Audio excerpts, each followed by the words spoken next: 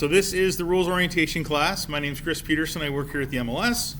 This is the rules class that the board has everyone take once every 2 years. New members take it when they join. So you're probably here for one of those few reasons. Real quick, just kind of over the handout that was there where you signed in. If you open up the first page, you'll see the violation chart. All right, so yeah, the violation chart, when you open up the handout, kind of goes through some violations with fines associated with them. There's a lot of level 1 violations, a lot of level 2s, 3 level 3 violations. The violation chart was updated in April of this year. So if you've seen it before and not since April, the fines have been updated a little bit. The thing with the fines you want to remember is fines are there as deterrents. If people follow the rules, you won't get a fine. The MLS doesn't have a secret pizza party slush fund, and we hit Chuck E. Cheese every Christmas with fines we collect. If we didn't have to collect fines, that'd be great. And a majority of the time, fines for the first time are waived. So it's not like, people like to say that the MLS is just trying to nickel and dime people and fine everybody. If we were doing that, we wouldn't have a rules class. We would change the rules, send you an email, say read the rules, and just fine people. We don't do that. We want to have accurate data. But there has to be a way to motivate people sometimes to have accurate data. Sometimes that has to be with the pocketbook. And so the violation chart there kind of gives you that information. And some violations just have one fine no matter what it is. Some have tiered fines. It just depends on what they are. And the violation chart that we have for the rules orientation class, if you look to the right of each item, it's got the section number. So if you wanted to go look that up in the rules, you could do that as well. And so we'll kind of use that as our loose outline as we're going through this morning. It isn't the order the class is in because it's not the order the rules are in. But we will talk about those as we go through it today. On the back side of the violation chart, you've got the listing quick reference guide. And then just kind of gives some frequently asked questions about traditional listings, coming soon listings, temporary off market, office exclusive, delayed public sites, what those involve. And so we'll talk about a lot of those as well today. The last page on the handout to talk about are just some links to be aware of. The first link is the login page, paragonimls.com. You type that in your browser, you're right on the login page. It's a lot easier than trying to do a Google search for it because we don't always come up on the first page of results. The second link is our members page, IMLSmembers.com. There's a few different ways to get there. If you're on the gateway page, over under other services and tools, if you go to show more, there's a link right there to the member website. You can also click on contact us and that will bring up on the member website. If you're in Paragon Classic, at the bottom of the hub section is a link to the member website. And then of course you can just go directly to IMLSmembers.com and you're on the members page. If you're on the members page and you don't see the menu across the top, you'll also see a big login button over on the right. Once you're logged in, then you'll see all those menus there. The third link that's there is the education link. And this is where you can find the class schedule for the classes happening here at our office in Boise. When you click on a class, you can easily register for it. There's a registration link there as well. And then below the class schedule are the how-to videos and the recorded classes. The how-to videos are typically less than 10-minute videos that go through how to do things. Like, for example, if you wanted to go in and use mapping in a search or adding mapping to a saved search, or in June we got rid of the MLS areas, so there's a video here about the interactive map layers if you didn't know how to use those. And so those videos are updated periodically as things change. There's links there for those. And then the other link that's below the calendar are the recorded classes. And those are, like it sounds, a recording of a class.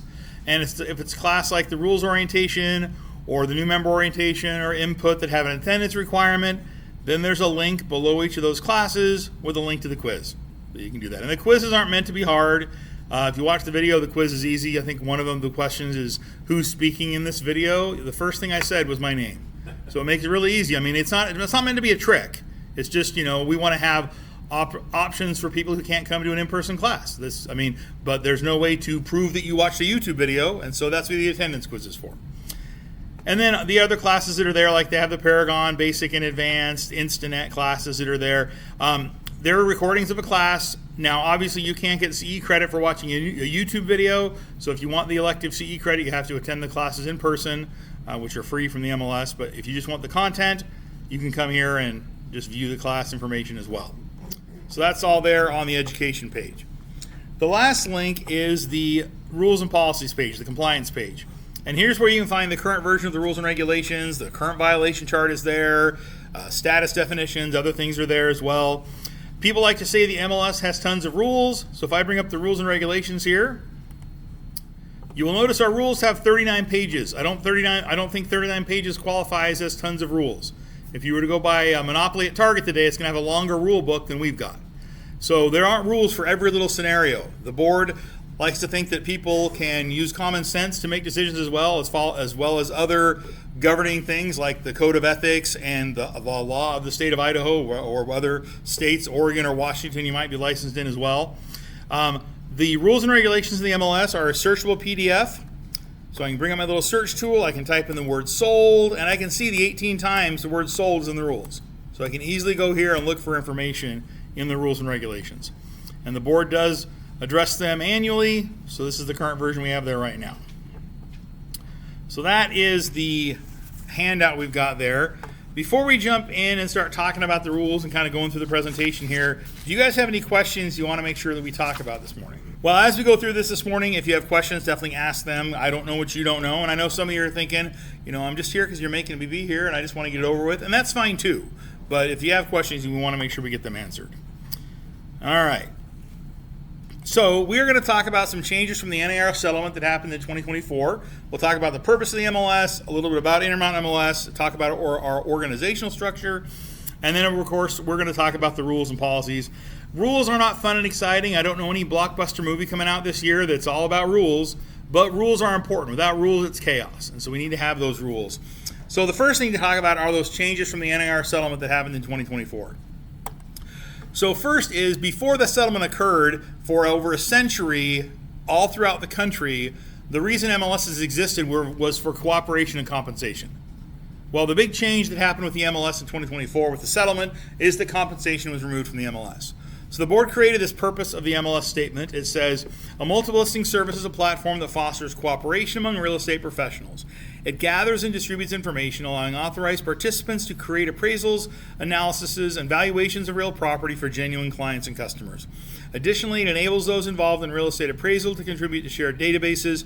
The MLS organizes and shares listing information, helping participants better serve their clients and the public. So the MLS is here to help you serve your clients, but to help you first.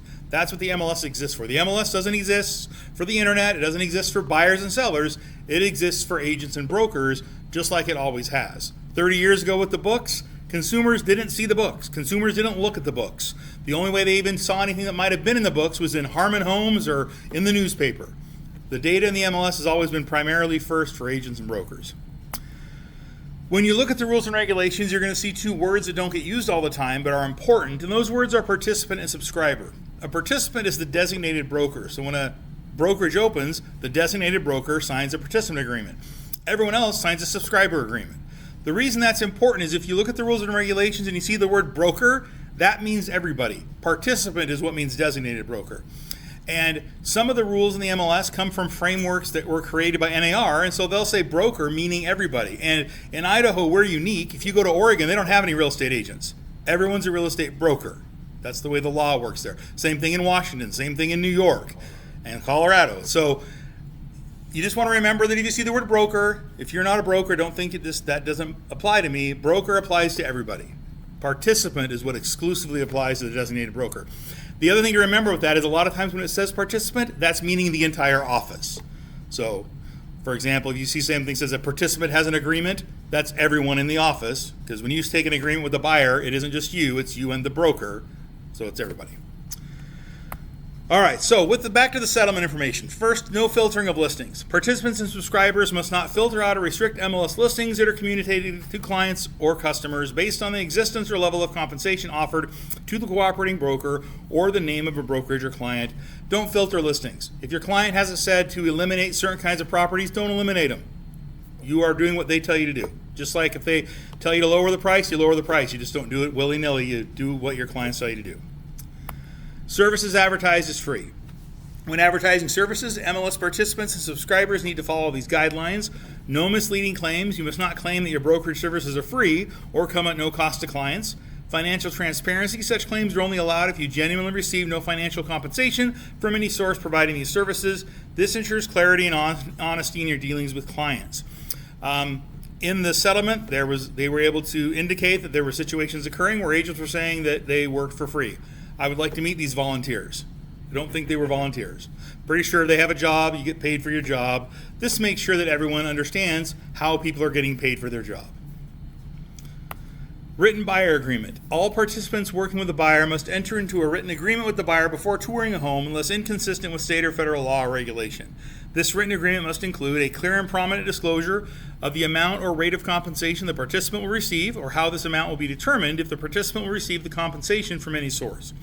The amount of compensation must be stated in a manner that is objectively ascertainable and not open-ended.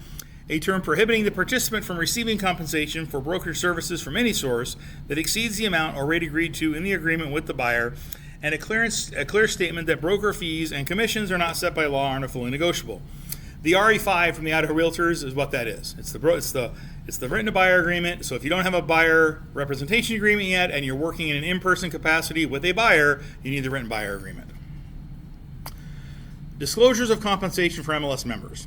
Inform buyers and sellers, clearly inform prospective sellers and buyers that broker compensation is not fixed by law and can be negotiated. This must be prominently stated in any listing agreement, buyer agreement, and pre-closing disclosure documents if applicable. Notify sellers of payments, clearly disclose in writing to sellers and obtain their authorization for any payments or offers of payment that the listing participant or seller will make to another broker, agent, or representative, such as a real estate attorney working with buyers. This disclosure should specify the amount or rate of payment and must be provided in writing before any payment or agreement to pay is made. Again, it's all about being on the up and up and transparency with people, what they're paying and who's getting paid. That way there's no misunderstanding what's happening. The big change for the MLS, no compensation offers in the MLS. Prohibited compensation offers. MLS listings must not include offers of compensation to other MLS participants and subscribers. MLS must not support or facilitate any non-MLS mechanisms for making compensation offers to buyer brokers or representatives. MLS data or data feeds cannot be used to create or maintain a platform for compensation offers from multiple brokers to buyer brokers or other buyer representatives. Violations of this rule will result in termination of the participant's access to MLS data and data feeds. IDX websites are not permitted to show another agent's compensation. If they do, it will result in the removal of the IDX data from their website. So first is the prohibited compensation offers in the MLS. That was the big change. The compensation fields have all been removed from the listings. There's nowhere to put it in there. When the settlement was implemented, I saw on social media, not from anybody in our MLS, but it showed a super lockbox with the key container hanging down and a little note card indicating the compensation. You can't do that. If it comes from the MLS, it can't include compensation information. Super lockboxes come from the MLS. So you can't have compensation information in that lockbox that's provided by the MLS or association. Now, if you purchased your own combination lockbox from Home Depot and you own it, then you can do that. That's the clearest example. If it comes from the MLS, it can't have compensation. If it doesn't, there's not a rule against that. So if you want to have a note card in a property indicating your compensation, or you want to put it on the flyer that you printed out yourself that didn't come from the MLS in the flyer box, you can totally do that. But if it comes from the MLS, whether it's the lockbox, emailing from the listing, or using the showing tool, we use Broker Bay, anything coming from the MLS can't include compensation information. And if you look on your violation chart in the level 3 section, the middle item there, the second one on level 3 says, discussing compensation, commission, or making references to these topics in any field within the MLS, and it's a $5,000 fine. And the MLS is not going to take any chances that we're not complying with the settlement, and so there are not, I would say those fines are probably not going to be waived. So, and really, since this settlement's been implemented since the third quarter of 2024, and we're in 2026, it really shouldn't be an issue. I mean, everyone knows about it. Any new agent since September of 2024, that's all they know. Any agents that were agents at that time, you knew the change was coming, you had to deal with it, and it's been a year and a half. And so almost 2 years, I should say. You just got to remember, no compensation information in the MLS. And as far as the data use goes, what that's talking about is if you have an IDX website, IDX is Internet Data Exchange, that's the term for listings on agent or broker websites. So if you have a website that has your listings on there, you can definitely leave comments on your listings indicating compensation, but those comments can't be commingled with listing data other places. Meaning if your listings are in a search result that anyone can see, that compensation comment cannot be with them. We had someone that had that happening, and they lost their data feed for like 3 days. And it wasn't just them. We can't turn one person off. We turned their vendor off, and all the agents and brokers that vendor was working with didn't have data for a few days until that one agent corrected it. So you just want to make sure that you're not putting anything about compensation anywhere near the data from the MLS. It's like oil and water. They don't mix. Commission disclosure. MLS must not require listing brokers to disclose the total negotiated commissions in their listing contracts, which we didn't ever have the entire commission in the MLS anyway. MLS must not publish the total negotiated commission on listings submitted by participants. Disclosure of the total commission negotiated between the seller and the listing broker or the total broker compensation is strictly prohibited. And there is a note in here about short sales. You can disclose if you have short sale information. We have a whole section about short sales where you can mark yes, no, and you can obviously put that in the agent remarks. Questions about the compensation stuff in the MLS. All right. So let's talk about Intermountain MLS. What is Intermountain MLS? I mentioned kind of before, we're a regional MLS. We cover from Rupert to Ontario, Lewiston, Moscow are all part of Intermountain MLS. There's the counties we cover. Over 8,500 agents and appraisers in Idaho, Eastern Oregon, and Eastern Washington are part of Intermountain MLS, and approximately 75,000 listings annually go through Intermountain MLS. These are the realtor boards that are primary with Intermountain MLS: the Boise Regional Realtors, the Canyon County Realtors, which is Nampa and Caldwell, the Latah County Board of Realtors, which is Moscow, the Lewis-Clark Association of Realtors, which is Lewiston and Clarkston, the Mini-Cassia Association of Realtors, which is Rupert and Burley, and the Western Magic Valley Realtors, which is Twin Falls and Jerome. The shaded area on the map is our geographic representation in the state of Idaho. People ask all the time, why is Adams County gray? And that's because there's not an Adams County Association. So some of the brokerages there are part of Intermountain MLS as primary members, where others are part of the Mountain Central MLS and McCall as primary members, which gets us to the next thing to talk about: secondary members. Here's all the other MLSs that cover the state of Idaho. So if you wanted to be an agent everywhere, here's all the MLSs you would need to join. And so there are agents that are primary with these other MLSs, but are secondary with Intermountain MLS. So like I mentioned before, for example, an agent could be primary with Mountain Central and McCall, be secondary with Intermountain MLS, which just means they're not obligated to put all of their listings into Intermountain MLS. But if they choose to put them in there, they have to follow the rules like everybody else. Enter all the same required information, enter the next business day just like everybody else. They have to follow the rules, enter the sold data like everybody else. And so that's why you'll see a lot of listings from McCall and Sun Valley, even Coeur d'Alene in Intermountain MLS. But that's all the other MLSs that are in the state of Idaho. So Intermountain MLS has a 13-member board of directors. Each of these associations have representation on the board. The board approves policy decisions for implementation by MLS management. Intermountain MLS is not a realtor association. We're not a nonprofit. We're a regular company. So like Apple, Micron, Google, whatever company you're familiar with, that's how Intermountain MLS works, meaning the board runs the MLS. And so the board decides how the MLS is going to run, what direction we're going to go, what tools we're going to use, and everything. That's done by the board. If you want to have, this is, before I get to that part, here is the current executive committee with our current president, Willis Stone, president-elect, past president, the BRR president, and then Richard Gibbons, our CEO, is a secretary on that committee. And then here's the entire board of directors, which we'll look at before we're done. On our members page, you can see all their contact information as well. So if you want to reach out to a member of the board or a member of a committee, you can definitely do that.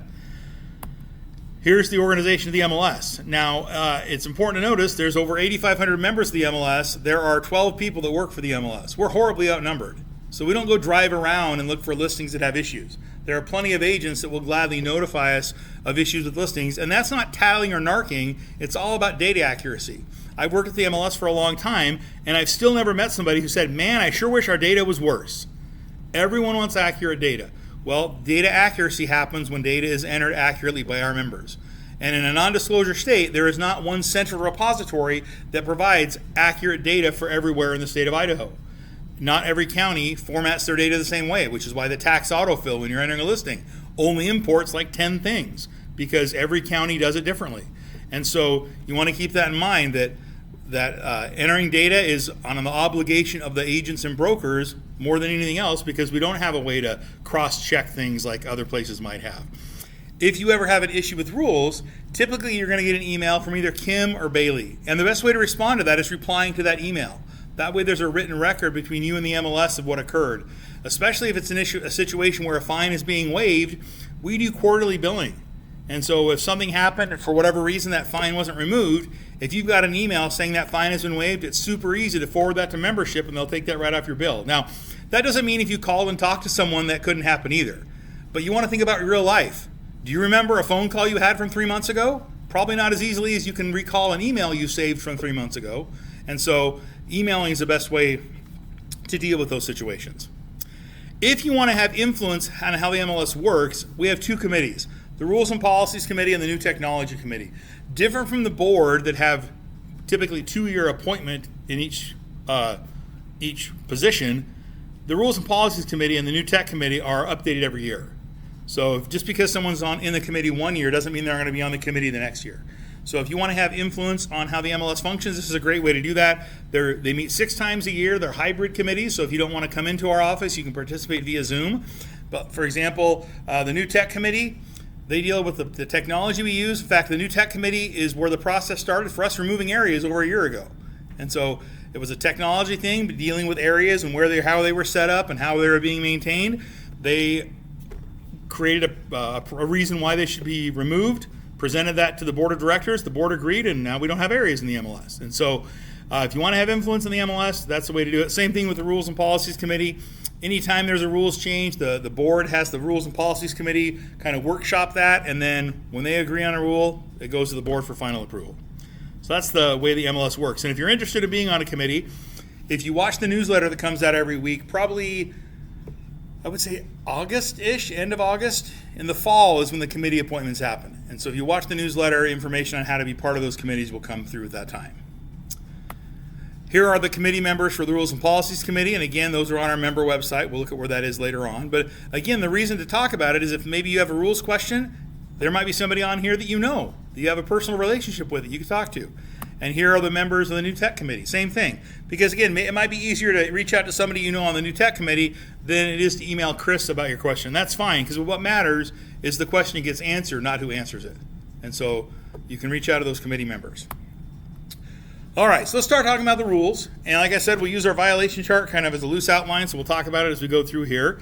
And so the first thing we want to talk about are reporting times. Reporting times meaning how long you have to do things in the MLS. And so the reporting time is the next business day for everything. And there are level 2 and level 1 violations. So the time frame to enter a listing is the next business day after marketing begins. Any other changes, status changes, price changes, marking it pending or sold, that's all the next business day after it happens. People ask all the time, what is marketing? So I already talked about we only have 39 pages of rules, which means we know the board doesn't like to define things, which is great. Because if the board defined marketing back in the 80s, it probably wouldn't have talked about the internet or social media, which are clearly important with marketing. And so this is an example of where you use common sense. And so I like to use an example from the Supreme Court in talking about marketing. So back in the 80s, 90s, early 2000s, I don't really know when it was, they had a case about pornography. The Supreme Court did not define what pornography is. They said you'll know it when you see it. What's marketing? You'll know it when you see it. If the intent of your communication is to facilitate a sale, that's called marketing. So basically, if you're talking about it outside of your office, it's marketing. So once you start marketing that property, the next business day it has to be in the MLS. And just as adamantly as the MLS requires it by the next business day, that's how much time you have to enter it in the MLS. So for example, if you were to come in on the Tuesday after Labor Day or Memorial Day, you would see emails from people and phone calls from people talking about listings that they thought had been entered late. But you want to remember, if you take a listing and you put the sign in the yard on Friday before Memorial Day, it doesn't have to be in the MLS until Tuesday, and you have until 11:59 p.m. As long as the calendar in the audit says Tuesday, you're in compliance, which technically means 5 days. Because you could go in at 12:01 in the morning on Friday, put your sign in the yard, that's day 1, Saturday, Sunday, Monday, Tuesday to 11:59 p.m. There's 5 days. So just as adamantly as the MLS requires the next business day, that's how much time you have. In fact, there were situations in the past where over those long weekends, we would have agents frustrated because they'd see a listing go in the MLS on the Tuesday after Memorial Day, let's say, and it was going in instantly as pending. And they would say, I never got a chance to see this listing. Well, in a lot of those situations, you had a listing agent or a team or a brokerage that had deep contact lists. Is that against the law? You know a lot of people, you pay money for contacts? No. So those brokerages would enter a listing on Friday, put a sign in the yard, have an open house over the weekend, and then it'd be pending by Tuesday when it had to be in the MLS. That's not a violation. That's the way the rule works. And just because someone has thousands, 10 or 20,000 emails they sent out and got 400 people at an open house, which I don't know if those are the right numbers, but that happened more than once where a property was going in as pending after the 3-day weekend, and people who didn't have the deep contact lists were frustrated that they hadn't seen that property, which, unless the rules were changed, those people were in compliance. So you have the next business day to enter that information. Just want to keep that in mind. And then, again, that's for solds, pendings, everything is the next business day. If you have an office exclusive or coming soon or delayed public site listing, those 3 kind of listings require the MLS status disclosure form. And that form is available on Instanet, Form Simplicity. It's also on our member site. So if I go here to our members website and I go here to the resources section, here is the status disclosure form. So we'll bring that up here to look at it. So the status disclosure form is used in 3 situations: an office exclusive, a delayed entry or delayed public sites listing, and a coming soon. We're going to talk about office exclusives first. So if you have an office exclusive listing, you would mark this and then you'd fill this out. The seller, agent, and broker all sign it, and then it's uploaded to your office exclusive listing in the MLS. So back in 2019, NAR created a rule called clear cooperation, which essentially means if you're a member of an MLS and a member of NAR and you have a listing, there's only 2 things that can happen. It's a listing that's in the MLS and it's available to everybody, or it's not and not available to anybody. And so the office exclusives are the exception to that rule, meaning you're not putting it in the MLS. So the only time you would use an office exclusive, and it's really more of a tool for the seller, is that maybe the seller has name recognition. They're well known or their property's well known. And so they want to have you represent them in a transaction, but they don't want it out there on the internet. They don't want it in the MLS for people to see it because maybe they have a buyer in mind, or they're going to work their networking to find people to buy it, and you're not going to be used in that capacity. So office exclusives are the most restrictive, and they have the steepest fine. So if you have an office exclusive, you enter it into the MLS, into that status, into that property class, and the biggest restriction, like I just mentioned with office exclusives, is you can't have any public marketing. Can't talk about it outside your office. Can't have signs. Can't put it on the internet. You can't market an office exclusive. They automatically expire after 30 days. So if you have to have it last longer than that, you just need either to re-enter it or copy it in the MLS. There are less required fields. There's like 10 fields that are required for an office exclusive. Not very much information. And it's only visible to agents in your brokerage when they're searched for. Other agents can't see it. When you get an offer, you don't enter it as pending, you just wait till it closes, and then you re-enter it as an unpublished sold, and then at that time, all the required information would go in. And office exclusives, on the violation chart, it says, failure to submit a status disclosure form required, $500, $750,000, $1,000 fine. I had people say, how can the MLS board be so mean and have such a steep fine? So the board members, they're not mean, they're nice people. They're agents and brokers like everybody else. They're not, people that are just out to get somebody. But one of the reasons that the fine can be so steep is, for one, distribution of information. Because we've had this rule since 2019. We've had the rules class since 2016. This is the 10th year of the rules class. So every time I've taught the rules class since 2019, we've talked about the status disclosure form for office exclusives and the restrictions. And so if you're going to have an office exclusive, you just want to make sure that you understand the rules. Now, that being said, there are not a lot of office exclusive listings. So for example, if I go in here into Paragon and I'm logged in as an employee of the MLS, I can see everything. So I could come here and see all the office exclusives. So that's what we'll look at here. And the last time I looked last week, there were less than 10. So we'll see how many we have today. How many fines a year do you guys issue for mismanagement of office exclusives? I don't have an answer to that. I don't think it happens that often, just because there's not a lot of office exclusives. I mean, just for example, if I go to office exclusives and I put in active as the status, there are 4.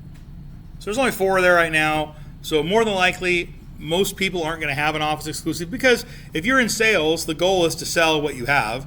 If you have an office exclusive, that is the antithesis of that goal. You can't do that. it's not something that an agent would probably look at wanting to have an office exclusive because you can't market it at all. But they don't happen that often. I mean, we just saw there's only 4 active ones. But it's there as a tool for the seller. I mean, a great example is I don't even know where it is. There's a property in Boise that's like a castle. When that property was last listed, it was an office exclusive because they didn't want it out there for everyone to know. I mean, there's good and bad things to that marketing going out everywhere in the world, and so this allows the seller to not have that happen at all. So that's office exclusives. Other questions or comments about office exclusives? All right. So the next one to talk about is the coming soons and the delayed entry or delayed public sites.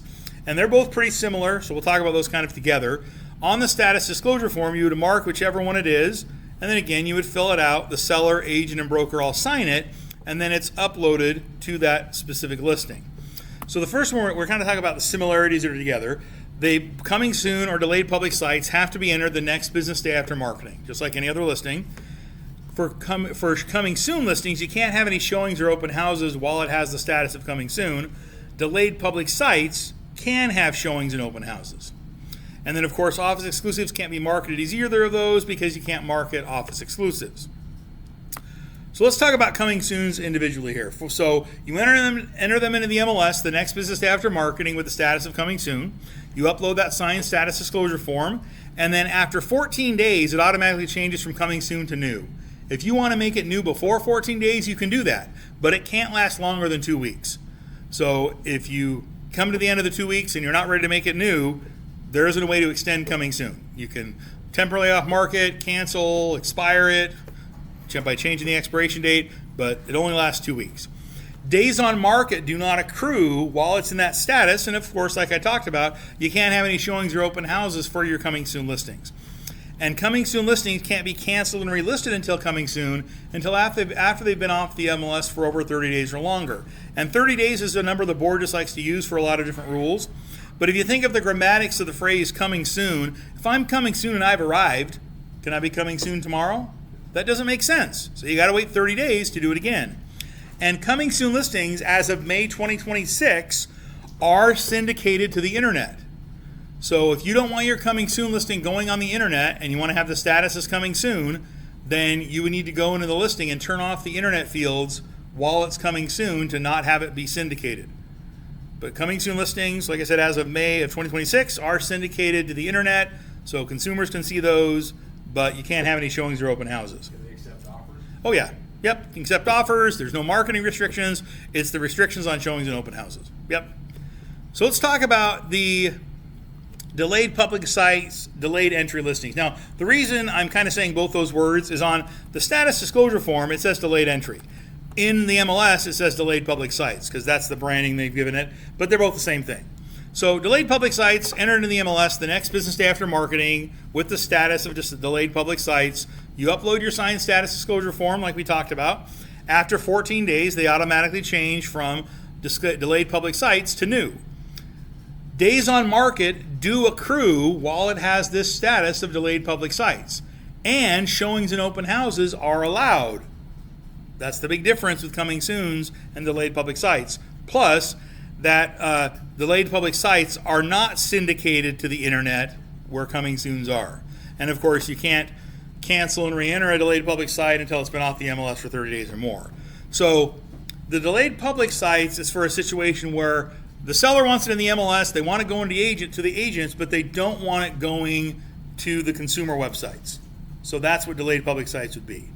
And if you're thinking, Chris, this is so confusing, I don't know which I would do. On the MLS member site, if you go here to our resources section, there's a link right here that says Seller's Choice Tools. That's how they were branded in the newsletter. And it's just a PDF that kind of talks about what those different statuses mean, what is the most viewable, what's the most restricted, and it just talks about what they are. So you can get that right from our member site. If you're just putting listings in as new, then this doesn't matter then. But that's if you're using delayed public sites or coming soon or office exclusive, you've got to have that MLS status disclosure form. And again, there's a fine if you don't have that in there. Questions about either of those? All right. So let's talk about more violations here, and we're going to talk about the proposed closing date. So when you have a listing that goes pending, there's two required fields, the contract date and the proposed closing date. The proposed closing date always has to be in the future, which makes sense because the MLS is an online representation of the documents with your seller. If you have an accepted offer, you put the listing as pending in the MLS. Your accepted offer has a proposed closing date. You put that in the MLS as the proposed closing date. If that date changes, because you have to extend it or whatever, you update the listing to reflect that. If it falls apart, you put it back on market so everyone knows it's available again. About a week or so before your closing, you will get how can I phrase this the best way? A reminder email about your closing listing, and to either enter the listing as sold after it closes or to extend your proposed closing date to reflect the new closing date. Because if you don't extend your proposed closing date and you just enter the listing as sold, then you could get a fine for inaccurate data. You just want to make sure that everything on the listing reflects what's going on with the documents with your seller. Just like when your seller changes the expiration date, you update the listing to reflect the new expiration date. If the offer has an extension, you update the listing to reflect the extension in the offer. We have a photo requirement. It's a level 1 violation. It says no front photo within 1 business day, residential class only, excludes to be built and under construction listings. So what that means is the only kind of listing that requires a photo is an existing residential structure. To be built, under construction, not residential, do not require photos. So an existing residential structure requires 1 front photo, and the photos can't contain any contact or marketing information. If you're the listing agent or co-agent, you can upload photos. You don't have to take a class. Your broker doesn't have to sign some form. If your name's on the listing, you can upload your own photos. And all we require is that 1 front photo. You can upload up to 50, but we just require the 1 front photo. You could email photos to us as well at photos@intermountainmls.com. But I will tell you it's a very regressive fee structure to discourage use. If you were to send us 21 photos, it's $60. It's 2026. Everyone has uploaded the photo once. And it's easier to upload a photo to the MLS than it is to upload a photo to Instagram. And so it's not meant to be complicated. Now, does it mean people don't send us photos? They definitely do. But when they change the fee structure, it definitely decreased that number, because if it's going to take me 5 minutes to upload a photo, I think 5 minutes is worth my $60. So I'm not going to send in the 21 photos. And like I said, you can have up to 50 photos. All we require is the 1 front photo, but nowhere does it say that that front photo has to be photo number 1. It could be photo number 50 if you want. You might not have any friends if you do that, but you could put it at photo 50. It just has to be in there as that front photo. And of course, you can't have any signs or marketing in your photos, because those photos go to everyone else's websites and on all the client views. And we'll talk more about what photos can contain later on, but this is the photo requirement. There's 2 statuses that you use when you have an offer, contingent and pending. You want to make sure you're using the correct one. Contingent means you have an offer, but you're looking for backup offers. The Real Estate Commission requires you have the seller's right to continue to market signed by both parties. The MLS requires that you have the terms of the contingency or a bump clause in the agent remarks indicating how long someone has to wait for their secondary offer to become the primary offer. Contingent listings are still active and they'll still expire. And as far as which contingent status to use, this is another great example of the board not defining things. It's just common sense. We had someone get mad when we responded to them saying it's just common sense. But contingent finance, there's a hang up with finance. Contingent sale, they have to sell something, typically a property, but it could be anything. We had someone who had to sell a boat once. That's contingent sale. Contingent other, none of the above. Contingent multiple, more than one thing. Contingent short sale has to do with the lien holder. So contingent, you have to choose which contingency it is. Pending means you have an offer and you're not looking for backup offers. A pending listing will not expire, and it says offers are not considered. What that means is you're not out soliciting offers. You can't have a pending listing and take backup offers. That's called contingent.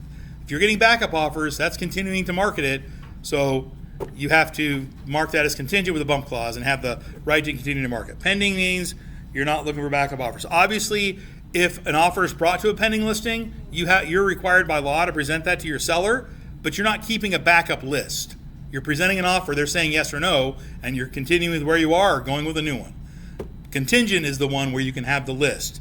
And with the rules, probably the biggest thing that happens is people have contingent listings and they won't have the terms or the bump clause in the agent remarks. So those get reported to the MLS. We reach out to the listing agent, and probably 50% of the time, they just switch them to pending. They were never contingent to begin with. You can't have your cake and eat it too. You can't have a pending listing and go behind the back of your buyer to get backup offers. You can't do that. That's against the law. You have to have that seller's right to continue to market to do that. And so that's the difference between those two statuses. And if you're going to use contingent short sale, you want to remember that means that whoever's dealing with those offers from the lender or the lien holder or whatever, they're looking at simultaneous offers, just like any other contingent kind of listing. If they're only looking at one offer at a time and waiting for that one offer to close, that's just pending. Still a short sale, but it's just pending. The contingent short sale is contingent like any other listing. Listings in the MLS have to be exclusive right to sell or exclusive agency. And the required fields on the data form have an asterisk and bold text, and in Paragon it's in red, so you know it's required. And you can't enter a listing without the required fields. So when listings are entered and the required fields have been entered incorrectly, they were entered incorrectly on purpose. It wasn't an accident. I mean, you can't accidentally type TBD on parcel number. You typed that in on purpose. I mean, TBD aren't even near each other on your keyboard. I don't think you could just drop your hand on your keyboard and have TBD come out. So there's no way to accidentally enter that. So if it's required, you got to put it in there. The next thing to talk about is expiration dates. Every listing has expiration dates. You can only see your own. Brokers can see expiration dates for their whole office, but every listing has one. And the way listings expire is on midnight of the expiration date, listings are pulled off the MLS for searching, and there's a 24-hour grace period to allow the listing agent to extend them. During that grace period, the listing's invisible, it's unsearchable, but it's still active in listing maintenance. And then if the agent doesn't extend it, after that grace period is over, it goes on as expired, and even though the expiration date is still hidden, the off-market date would indicate when that listing expired. So a lot of times agents will call us or email us, they'll say, I saw a listing yesterday, but I don't see it today, has it been deleted? We don't delete listings. If you saw it yesterday and you don't see it today, it's because it's in that grace period expiring. And since we can't give out expiration dates, we have to explain to the person on the phone how listings expire so they kind of understand and clue in that what we're talking about is the listing they're asking about is in that grace period. So that's how listings expire. You just want to remember that if you saw it yesterday and you don't see it today, it's because it's in that grace period. And tomorrow, it will be expired if not extended. So that's how expiring listings work.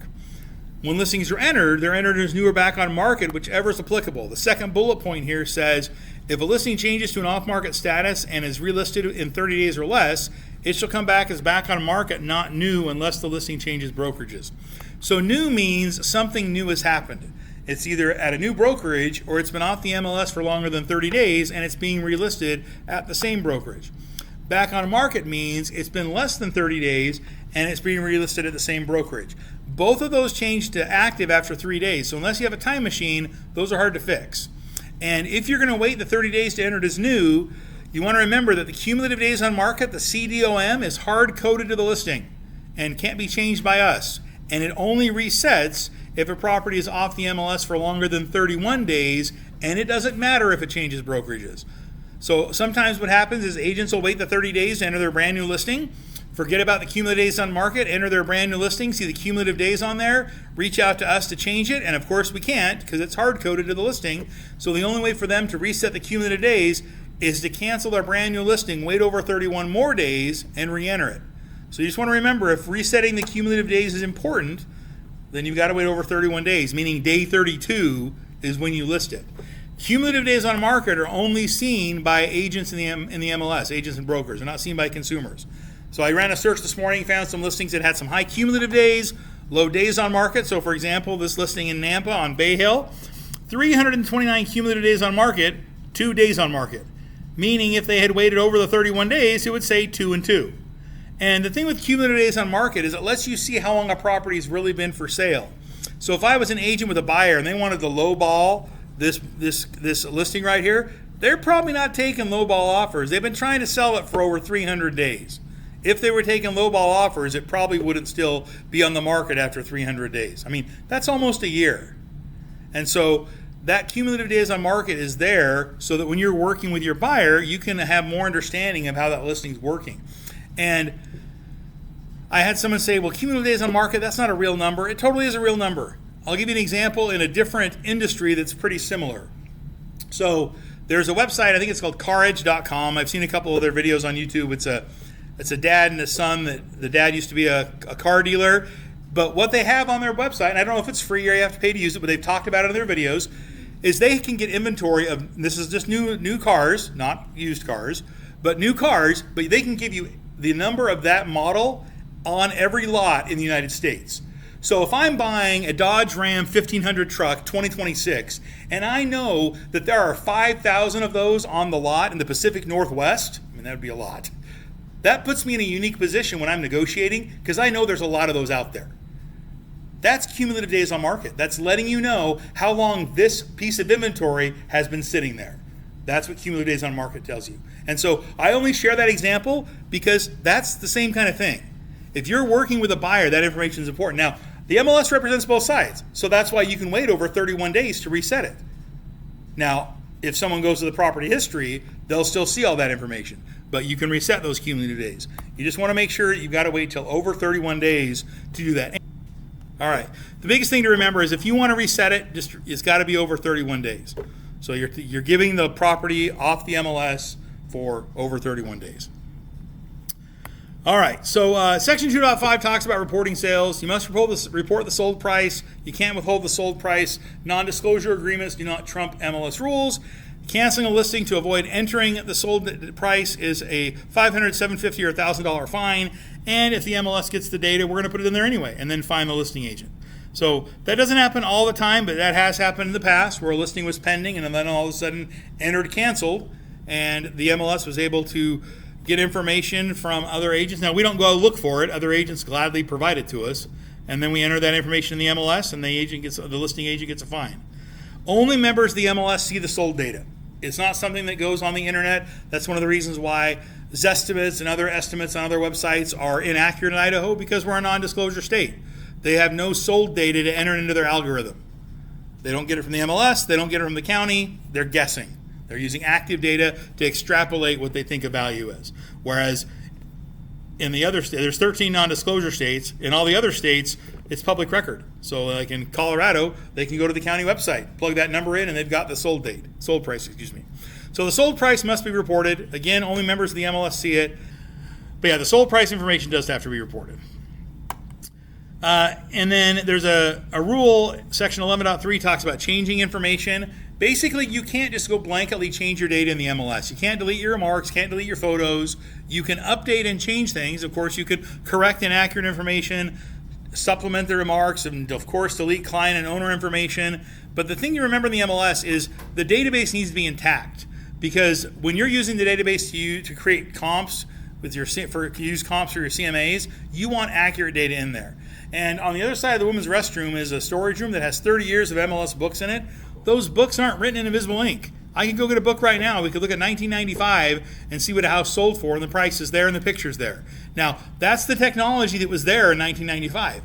Paragon is the technology we have now, but the same rules apply. You can't blanketly delete your information because everyone wants that data to be complete. Now, if there's a situation where a buyer is concerned, the buyers can reach out to those individual websites to have the data removed. But removing it from the MLS doesn't change anything. Once a listing goes off market, sold, canceled, or expired, we aren't syndicating data to those other websites. So for example, if you had a listing that sold, and as you're entering the sold data, you deleted all but one photo, that doesn't delete them from the internet. All those photos are still everywhere. All you've done is made it harder for people to use your listing as a comp because they can't look at the pictures. When a listing goes sold, canceled, or expired, we automatically remove the owner and tenant information. So if those fields are cleared out when those listings go off market. So there's a withdrawn status called temporarily off market, and for a long time the rule just said this listing is unavailable for a short period of time. That the vagueness of that rule got taken advantage of, so the board had to make it specific. So with a temporarily off market listing, that's kind of like Office Exclusive. It's a tool for the seller to pause the listing. That's what it's for. So instead of canceling the listing, they can pause it for a period of time. So when you do a listing that's temporarily off market, you have to identify in the agent remarks when it's coming back or why it's not coming back. No showings can happen while it's in that status. And temporarily off market listings are not included in any listing syndication feeds, so they're not on the internet, and they're still accumulating days on market. So there's not a marketing advantage for temporarily off market. And if you want to show a property or have it be shown, it has to be transferred back to an active status to do that. And if it's not transferred to an active status and a showing occurs, both sides could be fined up to $500 and could be in violation of the NAR standard of practice because it's anti-competitive. So you can't do that. Probably the best example of temporarily off market is Thanksgiving. If I had a listing and I was an agent in November and I had the seller told me they had everybody coming to their house for Thanksgiving, they probably don't want to deal with showings Thanksgiving week. So instead of canceling the listing, I put temporarily off market. In the agent remarks, I would put no showings until December 1st or whatever day it is. My sign can still be in the yard. My lockbox can still be on the door. But consumers aren't going to find it in an active property search, and agents won't see it in active search, and so the seller won't be bothered the week of Thanksgiving. Now, because there's a steep fine, I've had people say, well, can't I just write in the agent remarks, no showings Thanksgiving week? You can do that too. But you want to remember that consumers will still see it as active on the internet. They'll still reach out to their agent, and sometimes agents don't read the agent remarks. And so now your seller could get bothered the week of Thanksgiving when they don't want to be. So that's what that status is for, is to pause the listing for the seller. Auction properties can be in the MLS. They have a yes-no field they have to indicate. They also have to put if there's a reserve or minimum bid as the asking price, and then any details go in the agent remarks of how to make an offer and close that property. Section 1.1, the first section of the rules, talks about having documentation needed to represent the seller. So if you've got that documentation, then of course you can put the listing in the MLS. Per IREC, you have to have an agreement between the brokerage and the seller to market that property. When you put a listing in the MLS, in addition to having the documentation representing the seller, there might come a time the MLS will demand a copy of that documentation. Typically, that usually happens only if two brokerages say they have a listing. We've got to figure out who had it first. But the time frame to provide that documentation to the MLS is 24 hours. If not provided within that time frame, then the board can cancel all the brokers' listings. Now, I've never heard of that happening. In fact, honestly, the demanding documentation doesn't happen that often anymore either. But just remember, if the MLS demands a copy of documentation, there is a time period expected, and if it's not provided, then there is ramifications. Section 1.2 is kind of the catch-all section. On your violation chart, if you look at the section numbers, 1.2 shows up more than any other section, and it just means if something's required in the MLS, it is required. You can't skip a required field. I mentioned this a little bit earlier. Parcel number is probably the most common required field. Every listing has a parcel number. So if I'm an agent and I've got a large parcel being subdivided and I want to enter those smaller lots into the MLS, and I don't have the parcel number, the new parcel numbers from the county yet, then every one of those small lots has the exact same parcel number because that's the parcel number today. TBD is not the parcel number today. Now, if I enter them and I put TBD in there and I was notified by the MLS to correct it and I put in the large parcel number for all those lots, I wouldn't get a fine.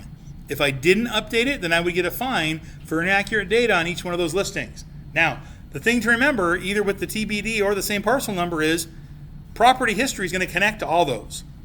So when I enter one listing, let me rephrase that. When I enter 10 listings with the same parcel number and the same generic address, they're going to show 1 day on market, 10 cumulative days on market, because there's 10 of them on the market for 1 day. And until I have a real address and a real parcel number, they're going to be connected. There's not a way to avoid that. And even in situations where it's not that brand new lots being created, if you've got a plat of land, and the address is TBD Pine Nut Road, and there's more than one TBD Pine Nut Road, they're going to connect. Because especially if it's not mapped correctly and the parcel number is not entered correctly, because the system looks at those similar data points and links the history. So that's just something to remember about how the history works and cumulative days on market. That if you ever see errors, it's typically errors on the way the listing data was entered, not on the other end. So that's the required. If it's required, you have to put it in there. So Section 1.2 also talks about the public remarks. So in preparation for the NAR settlement in 2024, the board updated the descriptions of property section of the public remarks, and the big change was it says only information pertinent to the physical characteristics of the property listed will be permitted to be displayed in the public remarks field of the MLS. Pertinent to the physical characteristics of the property, meaning if I'm listing the building we're standing in right now off of Emerald in Boise, talking about the greenbelt is not pertinent to this property because it's nowhere near where we are. Pertinent is the key word. Now, that's about the information in the MLS in the public remarks. In your own marketing on your website, you can put everything you want in there. But in the MLS, again, the main audience for the MLS is agents and brokers. We want the information that's pertinent to the physical characteristics of the property.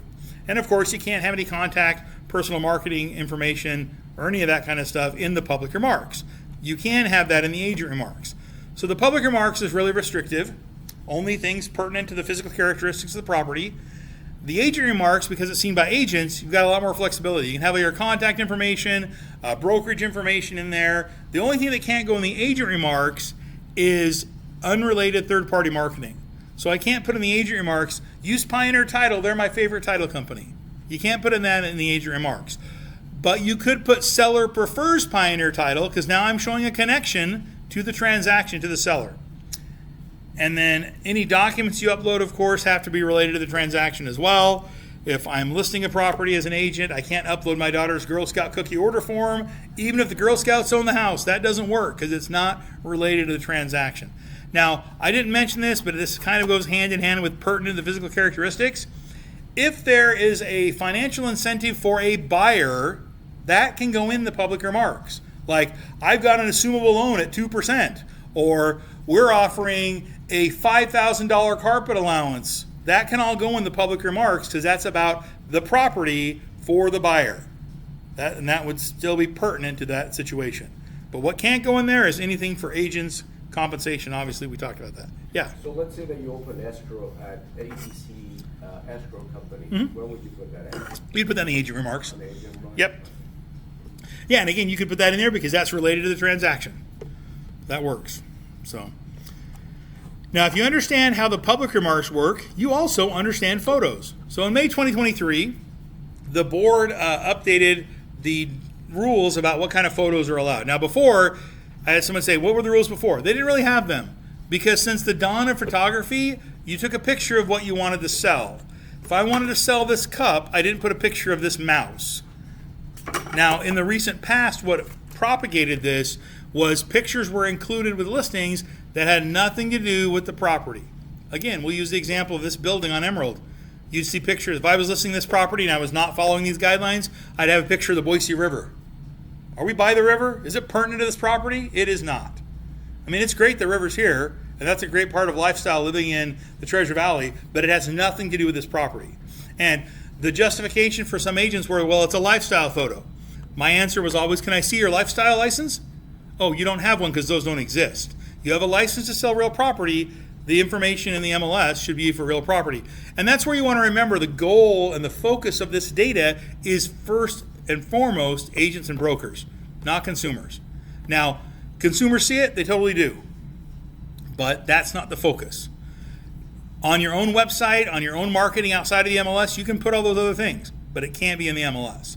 And once the board created these guidelines, really, the amount of listings that did that went away. And so what's allowed inside and outside photos, obviously. HOA amenities. People say all the time, well, what if there's not an HOA?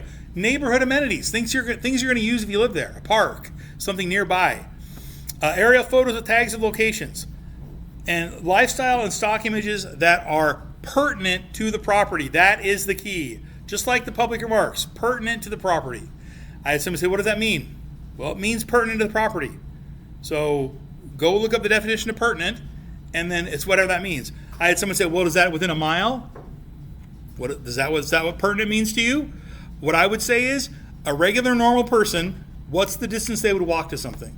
I would say maybe a mile would be the max. So if you were a mile from the greenbelt or a park, maybe that's something you would include. But if you're miles away, you wouldn't include that because that's not pertinent. I mean, again, if I'm here, what are we going to do today? Oh, we got 5 minutes. Let's go to the river. It's not going to happen when you're here because that's not pertinent to where we are. So you just want to keep that in mind. And if there's ever a question, you're ever notified about something, if you think it's pertinent, explain why you think it's pertinent. And the board is really accepting. They'd rather include than exclude. But just have a way to explain why you think that's pertinent. I don't know that that's happened at all since these guidelines came out because the people that were putting pictures of the river were nowhere near the river. And so that's the thing to remember. And then you want to make sure you can't have any marketing in those photos, like it says here. No broker, contact, or agent information in there. And then I think it's on the next screen. There we go. With the virtual tours, we're talking about branded and unbranded. Unbranded cannot have broker and agent information. Branded can. The unbranded virtual tours can be a video link. It can be a slideshow. The thing to remember is it has to be hosted someplace. So if it's hosted online and there's advertising in that hosting, that's branded. Unbranded would not have any advertising at all. So like a YouTube video is branded.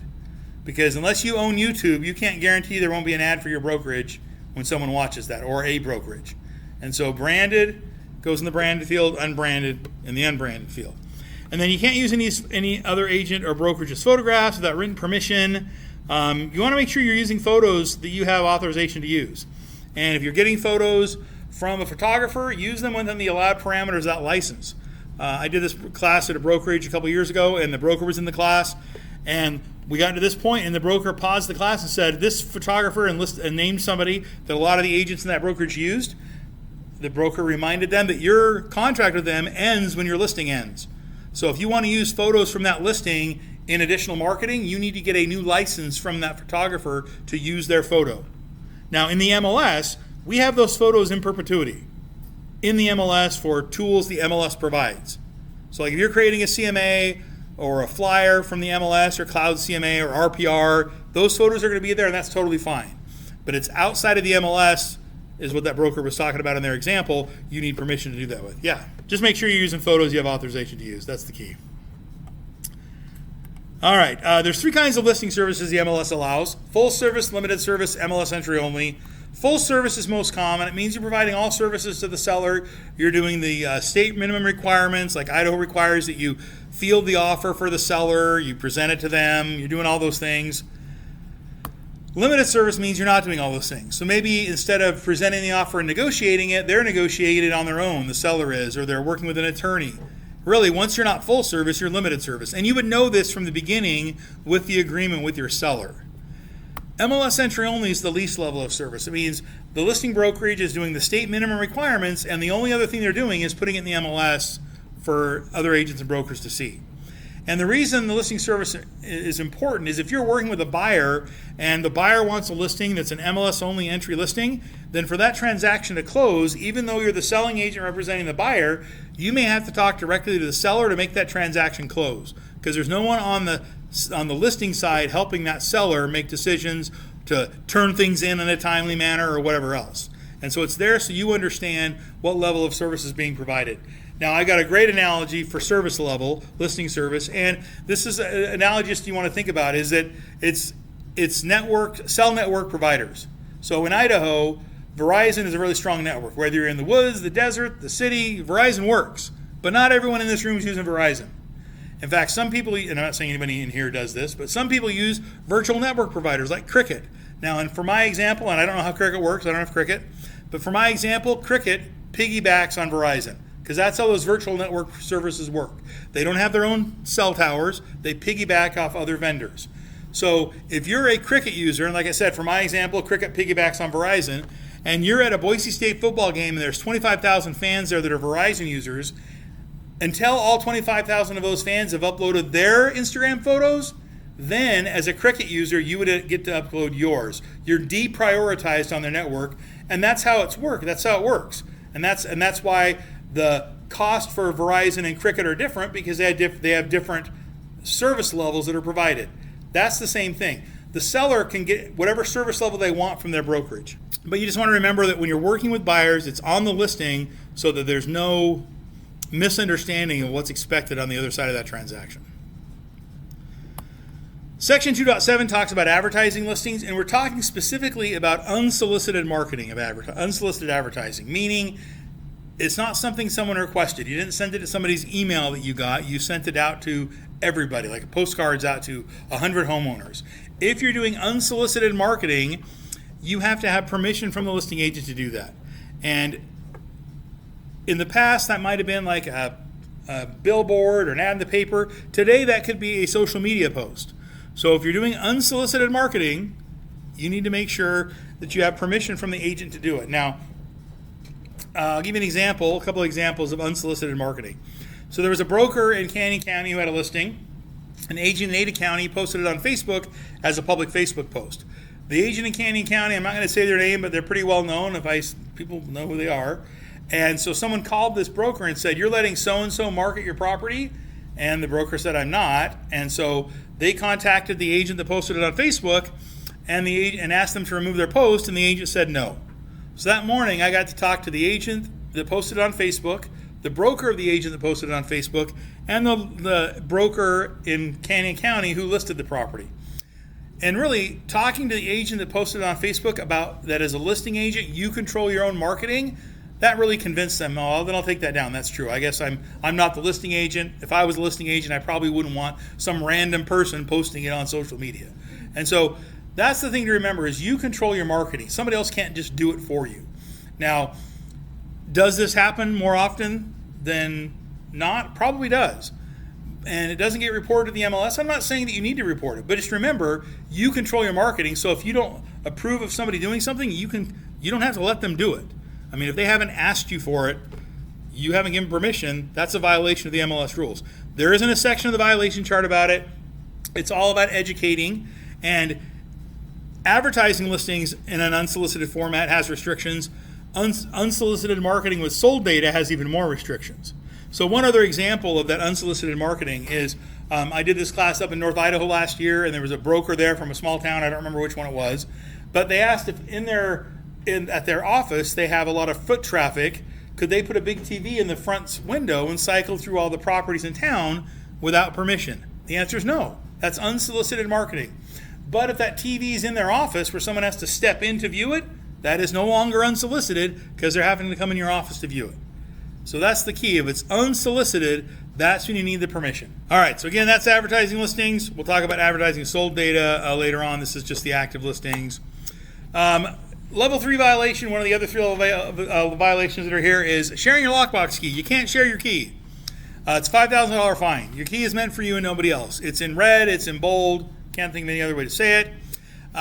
There's an antiquated section in the rules, section 2.9, that talks about sharing keys. It says, every MLS participant shall be eligible to hold one additional key per office for use by a key holder affiliated with the same participant in the event of electronic failure. So that means a designated broker, can have an extra key they loan out for someone whose key doesn't work. I don't know any broker that has two phones and they just loan a phone out. This kind of goes back to when we had the little keys that updated on cradles that used dial-up internet. If you don't remember dial-up internet, it sucked. But I remember going to brokerages doing classes, and lots of times a brokerage would have an extra lockbox key on the counter behind the front desk that they would loan out for someone whose key wasn't working. That's the only time ever where a key could be shared. Nowhere can keys be shared with other agents, with assistants. Assistants can't even get a super key. You have to be a licensed real estate agent or a home inspector to get a key, or an appraiser. So no one's required to lease a key from the MLS. It is voluntary. So there's plenty of members that join the MLS and then a few months later get their lockbox key. Because if I'm a new agent and I'm on a team or I've got a mentor and they're always with me, why should I pay super for 3 months if I'm not going to use it individually on my own? Lockboxes may not be placed without written authority from the seller. That's why it's in your agreements. And then they want key holders to follow these security requirements. The electronic key must be in your possession or a safe place at all times. So even though this might be your lockbox key, for the other 23 and a half hours of the day, it's what you shoot your Be Real on, or your TikTok dances, or you play Flappy Bird, or whatever you do on your phone. You do things that aren't the lockbox key, and you want to keep it with you. Before, when keys were on those little devices, we had people bring keys in that had been chewed up by their dog, or they sat on the dashboard of their car and melted in the sun. We even had someone turn one in back when Chili's was down on Franklin, that someone had left on the bar at Chili's for 2 hours, and then they left. So if someone else who had been a realtor in the past recognized it and brought it to the MLS. Don't think people are doing that with their phones. Your phones are expensive. People take care of their phones. Key holder must not allow his or her personal identification number or PIN to be attached to the key. If you're having a hard time remembering your PIN, call membership, call Supra, change it to something that you'll remember. We had someone who called to change their PIN because the number was associated with someone they didn't like anymore. I'm not going to give you more details, but they were very detailed on the person they didn't like. And that's totally fine. I had someone say, can it be my ATM PIN? It totally can. I would not announce that to people. but you can make the PIN whatever you want. Except where described, which was the broker earlier, key holder must not loan the electronic key to any person for any purpose whatsoever, or to permit the electronic key to be used for any purpose by another person. If it sounds like that sentence is saying the same thing twice, it is. You can't loan your key out. It's meant only for you. And it can only be activated on one device at a time. So if you have a phone, and then you get a new phone and give your old phone to your kid or somebody, and you forgot to take the lockbox key off, once you activate it on the new device, it's deactivated on the old device. It can't be activated in both places. That's why when you download the app, you can't turn it on until you get that authorization code from either Super or membership to authorize your piece of hardware with your key serial number. In fact, before they used letters and numbers, it was only numbers, and it used to be like 36 digits. It was long. That's why they would email it to you usually. But anyway, yeah, it links it to that piece of hardware. If there's ever a situation where someone's a bad actor, the MLS has recourse. They can suspend the right of a key holder, refuse to activate or reactivate someone's key. Just because someone's a member of the MLS does not mean they get a lockbox key. If they're bad actors, those keys can be suspended. Home inspectors, like I mentioned, also can have e-keys. Their e-key is called an affiliate key, so they have to be an affiliate with an association. And their lockbox key always requires the CBS code, the call before showing code. So if you're a listing agent and a home inspector is going to do an inspection, they're going to contact the listing agent to get that code. So here's the SuperWeb website, the Super e-key app. You just go in and manage your key boxes, and then you can give them that CBS code. The CBS code is not turned on for agents. It's always turned on, though, for home inspectors. If you want to turn it on for agents, you can. People ask all the time, when would that be? When would you do that? If you want to stop unauthorized access, that's why you would do that. We had a situation a few years ago where a member of one of the police departments who was up in the administration had a property they were listing. It was vacant. They'd already moved somewhere else here in the valley. And their property was vacant, but they were using Broker Bay to schedule showings. And because it was vacant, people were just showing up at all times, showing the property, and the sellers knew this because they had a doorbell camera. So they could see people just showing up who had not scheduled appointments. And it was so frustrating to the seller, they were ready to cancel their listing. And the listing agent contacted the MLS, what can we do? Well, so because they were already using Broker Bay to schedule appointments, really the easy thing to do was to turn on the CBS code. And then because the property was vacant, the Broker Bay showing requests were automatically responded to and automatically approved. And in that approval email, they included the CBS code. So if you went on Broker Bay and you scheduled the showing like you were supposed to, when you got your automatic confirmation, it included the CBS code so you could open the lockbox. If you had not done that, you would not get in the house. And that solved their problem of unauthorized access. Now, the thing to remember with the CBS code, if you turn that on, you need to know that you're going to have to give that code to people. And in that example, they used Broker Bay to do that, which means the agent was not getting called to do that. But if you're not using Broker Bay to schedule showings, then you just need to set up some kind of mechanism, whether that's you texting or calling or someone else, to provide that CBS code to those agents because they're going to want it. I mean, plenty of times you've had people that hear the CBS codes and think, oh, that's a great thing, I'll do that. And then a week later, they're calling to ask how to turn it off because they're like, everyone was calling me. Okay, that's the idea. So, but what it does is it stops unauthorized access because there might be situations where you don't want that property entered. Even if it's vacant and even if it's an agent, you want to have control over who's accessing it. The CBS code lets you totally do that. So anyway, other questions about the CBS code? Okay. The last thing I'll say about it is just like the shackle code, if you're at the box, you can program your box and you can change the CBS code. So it doesn't have to be the same every time. And then home inspectors can't allow third parties into a property. They have to be accompanied by a licensed realtor. And it has to do with their liability insurance. Home inspector's liability insurance doesn't cover the buyer being there. It covers third parties that are required for the inspection. Just like if I'm building a house, I just can't go to the build site whenever I want. I need to talk to the construction foreman and get permission to be there because even though I'm paying the bill and it's my loan, I just can't show up at the build job anytime I want. So same thing, the home inspector's insurance doesn't cover the buyer even though the buyer's paying for the inspection. Section 1.2, we've talked about it a few times. It talks about the remarks being for listing information. The agent remarks is for agent-specific information, and no negative mentioning or exclusion of agents should happen anywhere on the listing. Many years ago when I started at the MLS, we had a husband and wife that were agents. They got divorced, and one of them on all their listings said, agent so-and-so, member number blah, blah, blah, cannot show my listings. You don't air your dirty laundry in the MLS. That is a true story. I don't remember who it was, but that's a totally true story because we had to go through in the agent remarks and delete that.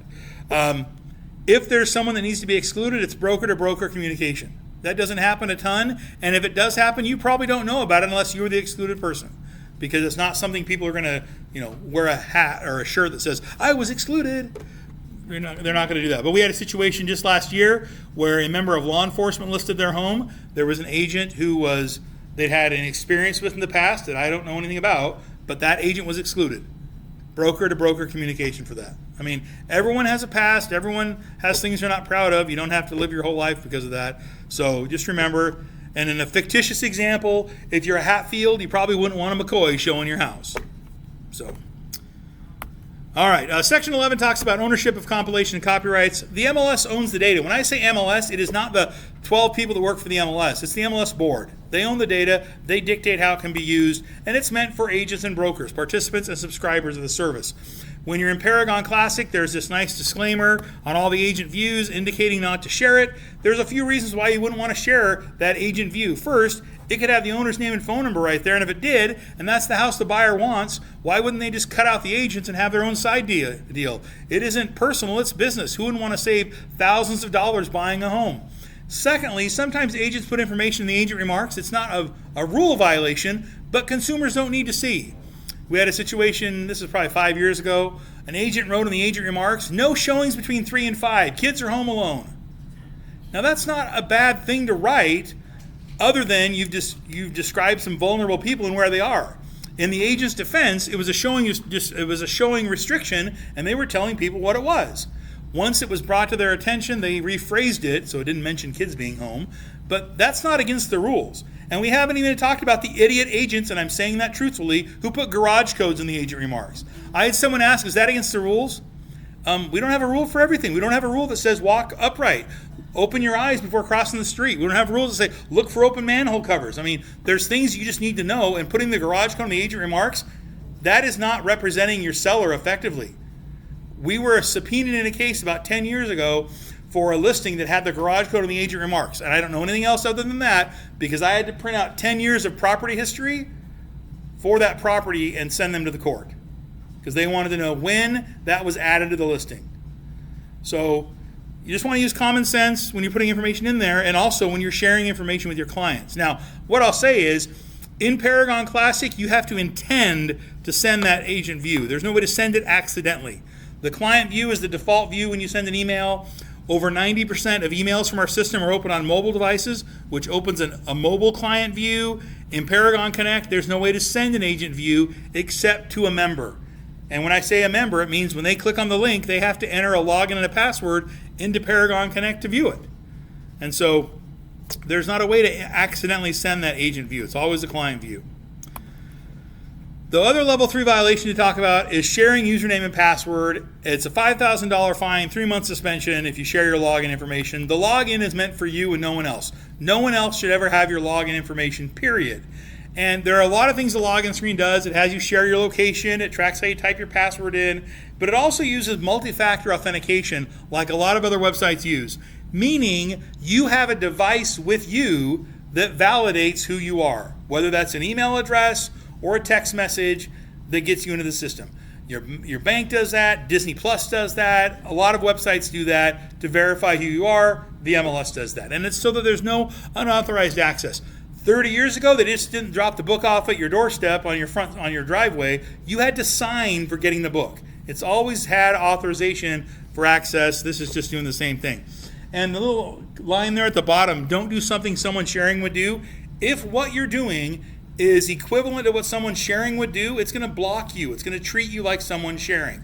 For example, if I'm logged in on one computer and I go log in on another computer without logging out first, that's what someone sharing would do. I don't have 2 heads and 4 arms. I don't need 2 computers to be on in front of me. If you want to have multiple screens and multiple instances of the MLS, you could be in Paragon Connect and Paragon Classic at the same time. It won't kick you out. But if you're on different devices, that's when the issue comes up, because that's what someone sharing would do. So you just want to keep that in mind when you're logging in. It does not work with VPNs. I had someone ask, why doesn't it do that? It's just not complicated enough to do that. I mean, there are so many variations of VPNs and the security that they just don't operate with VPNs. So like I just talked to somebody this morning who logged into the gateway and then they went to Paragon and it blocked them. It's because they're on a VPN. And so you just have to turn the VPN off or authorize the VPN not to be active on that site, and then you're good. I mean, I'm not saying VPNs are bad. It's just there are lots of you can't, if you're on Netflix and you're using a VPN, it's going to give you problems too. It's not a unique thing to Paragon. It's a lot of sites are that way. If you need someone to get into your account, there's a tool built into Paragon Connect and Classic called Assume Identity. Somebody who already has a login can assume your identity, and then they can do whatever you can do. Go into your account. If you enter listings, they can enter listings. If you're working with your contacts, they can do that. To set up Assume Identity, there's an Assume Identity form on our members page. You fill it out, have the broker sign it, turn it into the MLS. Those have to be renewed every year. They don't let them go on in perpetuity, really because people transfer all the time. And we had a situation before they had that policy that an agent had transferred 3 times and someone from the first office could still assume their identity. So again, think about that in other places. If I work at Micron and now I go work for Samsung to make memory, but I can still access all my data at Micron, that would be called industrial espionage. So if I'm a TC with one brokerage and I'm entering and I can access data at another brokerage, that may or may not be a good thing. That's why if you have people that hop offices assuming identities, there's a multi-office assume identity form. Both brokers have to okay that. So that's how assume identity works. Section 12.3 talks about information reproduced. Basically, if you're creating your own flyer, not using the MLS to share the data, you just have to exclude the same things the MLS client views exclude, like the owner's information, showing instructions, anything that goes beyond describing a property you would want to have in those reports. So earlier we talked about unsolicited marketing with active data. So now we're going to talk about unsolicited marketing with sold data, and it's really restrictive. If you're not the listing agent, you can't be specific, meaning you can't have the address and the sold price in your marketing. You can have the address and the generic price, or you can have no address and the sold price, but you can't have them both if they're not your listing.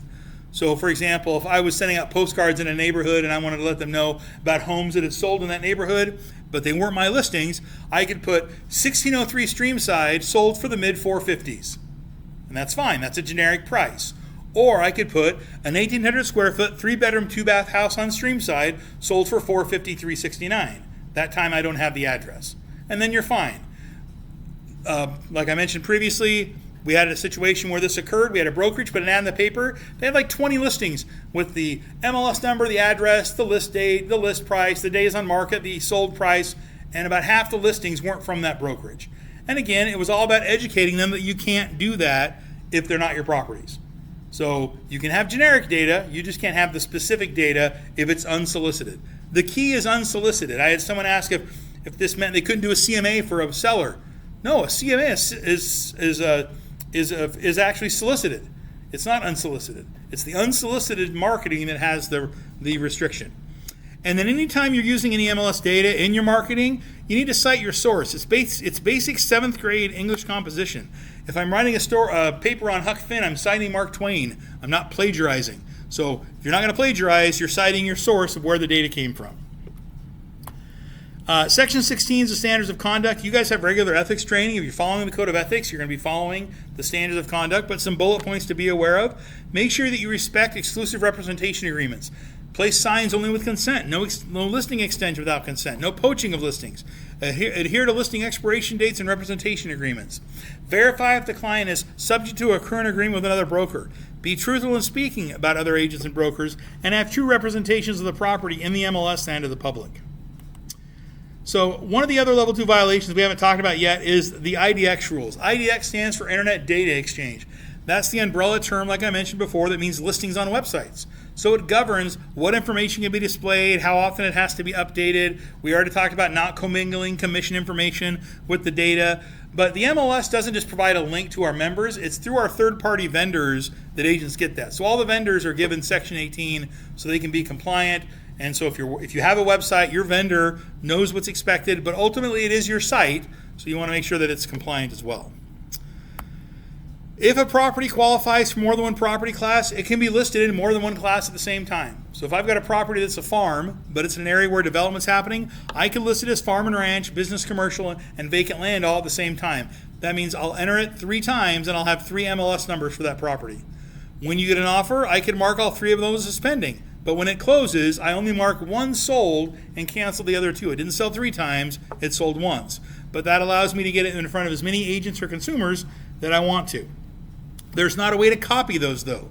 You can't copy from one property class to another. So if I'm putting it in 3 classes, I'm physically entering it 3 times. Once a property's in a property class, it can only be in there once, can't be in there twice. I can't have it in residential as single family and a townhome. And really, if you look at those descriptions, single family is freestanding, townhome is not. So it can't be both of those. In residential, single family means less than 1 acre. Single family with acreage is 1 acre or more. And Paragon has programming on the back end that if the number of acres is less than 1, it will tell you it's a mismatch if you try to put single family with acreage. Below grade is the basement, so any below grade square footage would go in that way. We already talked about parcel number being required. It links to the tax data, so that's required on every listing.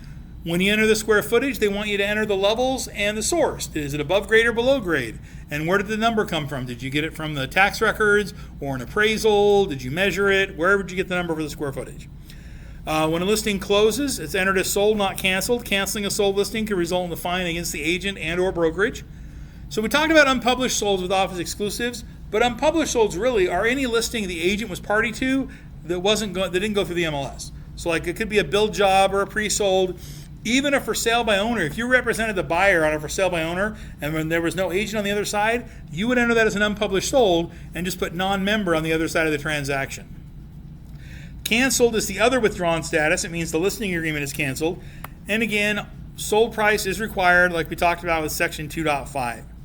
So in the MLS, the violation chart is there on our members page. You can see if you see an issue with a listing, whether you're in Paragon Classic or Paragon Connect, you can click on a report listing issue or the correction button to report an issue to the MLS. It is anonymous. We don't tell someone who reported them.